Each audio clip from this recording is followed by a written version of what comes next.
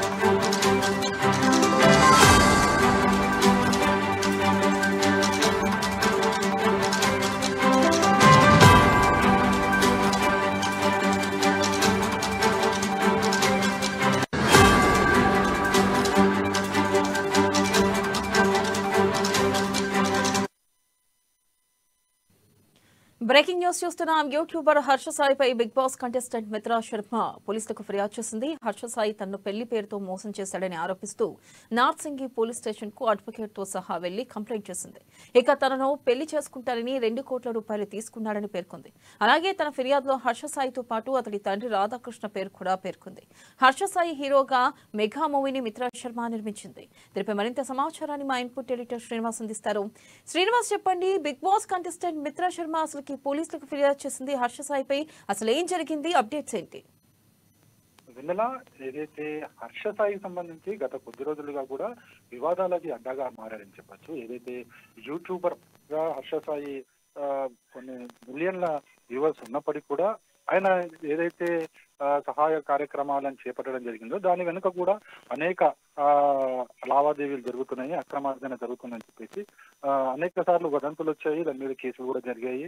అయితే ఇప్పుడు తాజాగా చూసుకుంటే కనుక మిత్రా శర్మ ఏదైతే Bigg Boss contestant OTT platform మీద ఈ బిగ్ బాస్ వచ్చింది, దాంట్లో మిత్రా శర్మ అని చెప్పేసి ఒక బిగ్ బాస్ కంటెస్టెంట్ నిన్న రాత్రి వెళ్లి నార్సింగ్ పోలీస్ స్టేషన్ లో కంప్లైంట్ ఇవ్వడం జరిగింది.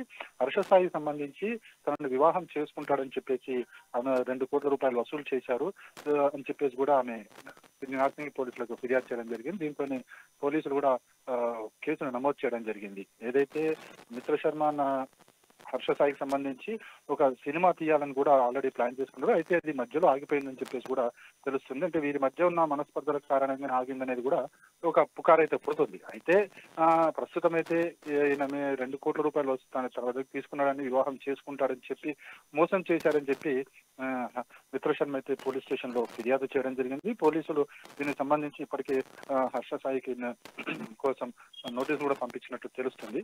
అయితే చూడాలి మరి, బహుశా హర్ష సాయి ఈ రోజు నార్సింగ్ పోలీస్ స్టేషన్కి వస్తారా లేదా, లేక పోలీసులు అతన్ని విచారిస్తారని కూడా చూడాల్సి ఉంది. ఎందుకంటే హర్ష సాయి మీద ఇది ఎక్కువ కేసు కాదు, గతంలో కూడా చాలా కేసులు వచ్చాయి. ముఖ్యంగా ఏదైతే బెట్టింగ్ యాప్లకు సంబంధించి ఈయన ప్రమోట్ చేశారు అని చెప్పేసి ఆయన మీద కేసు కూడా పెట్టడం జరిగింది. ఏదైతే ఇలాంటి బెట్టింగ్ యాప్లు కావచ్చు, ప్రజల్ని మోసం చేసే యాప్లకు సంబంధించి ఈయన అనేక సార్లు ప్రమోట్ చేసి తద్వారా వచ్చే అమౌంట్ ఏదైతే ఆ అమౌంట్ ద్వారా మళ్ళీ ప్రజలకు పంచుతూ తాను ఏదో సేవ చేస్తున్నాను అని చెప్పుకునేలాగా ఉంది అని చెప్పేసి కూడా హర్ష సాయి మీద ఆరోపణలు ఉన్నాయి. అయితే గతంలో కూడా కేసు నమోదైంది, ఇప్పుడు కూడా కేసు నమోదైంది. దీని మీద పోలీసులు తీవ్ర విచారణ అయితే సీరియస్ గానే చేపట్టారు. ఏదైతే మిత్ర శర్మ ఆరోపిస్తున్న దాంట్లో వాస్తవాలు ఎంత అనేది కూడా తెలుసుకునే ప్రయత్నం కూడా చేస్తున్నారు. ఆమెతో కూడా విచారణ చేస్తున్నారు. మరోవైపు హర్ష సాయి తండ్రి మీద కూడా కేసు పెట్టడం జరిగింది. అయితే మొత్తానికి ఈ కేసుకు సంబంధించి హర్ష సాయి ఏ విధంగా స్పందిస్తారో చూడాలి. ఇదైతే యూట్యూబర్ గా హర్ష సాయి అనేక సేవా కార్యక్రమాలు చేస్తున్నప్పటికీ కూడా ముందుండి సేవా కార్యక్రమాలు ముసుగులో ఇవన్నీ చేస్తున్నారని చెప్పేసి కూడా విమర్శలు కూడా ఉన్నాయి. మొత్తానికైతే కేసు నమోదైంది. పోలీసులు దీనికి సంబంధించి ఏ విధమైన విచారణ చేపడతారో చూడాలి. అలాగే చూసుకున్నట్టయితే శ్రీనివాస్, మొన్న జానీ మాస్టర్ అంశం, ఈ రోజేమో హర్ష సాయి, ఒక్కొక్కరుగా బాధితులు బయటకు వస్తున్నారు. అంటే కేవలం ఏదైతే నార్సింగి పోలీసులు కానీ ఆ పోలీసులు సీరియస్ గా తీసుకోవడం వల్లే ఒక్కొక్కరు బాధితులు బయటకు వస్తున్నారు అనుకోవచ్చు అంటారా? ఒకటి వినాలి ఇక్కడ మనం చూడాల్సింది ఏంటంటే, ఎప్పుడైతే ఒక కేసు ఈ మహిళలకు సంబంధించిన కేసు కనుక వస్తే ఆ కేసుని ఫాలో అయితే మరికొన్ని కేసులు బయటకు వస్తున్నాయి. ఎందుకంటే అక్కడ ఒక ధైర్యం వస్తుంది అనమాట.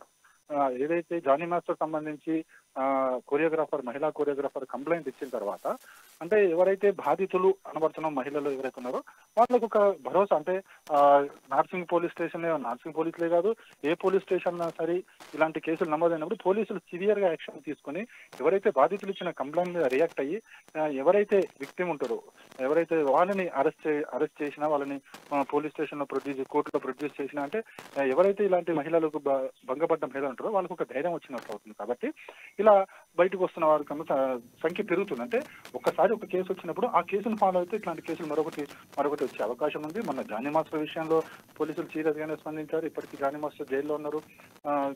కోర్టు రిమాండ్ విధించింది. పోలీసులు విచారణ చేస్తున్నారు. ఈ క్రమంలోనే సేమ్ అదే తరహాలో ఈ కేసు కూడా ఉంది. సో తనకు కూడా న్యాయం జరుగుతుంది అనే ఒక ఉద్దేశంతోనే మిత్ర శర్మ నార్సింగ్ పోలీసులను ఆశ్రయించింది ఉండవచ్చు. బహుశా ఇప్పుడు పోలీసులు మళ్ళీ హర్ష సాయిని అరెస్ట్ చేసి ఆయన మీద కూడా విచారణ చేస్తారనేది కూడా చూడాల్సి ఉంటుంది. మొత్తానికైతే ఇలాంటి కేసులు ఒకదాని తర్వాత ఒకటి ఫాలో అవుతూ మనం చూస్తుంటే కనుక మనకి రెగ్యులర్ గా వస్తుంటాయి. అంటే ఇలాంటి కేసు ఒకటి వచ్చిందంటే దాని వెనుకనే ఫాలో అప్ లో ఒకటి 2-3 కేసులు సహజంగానే వస్తుంటాయి. Right, thank you Srinivas.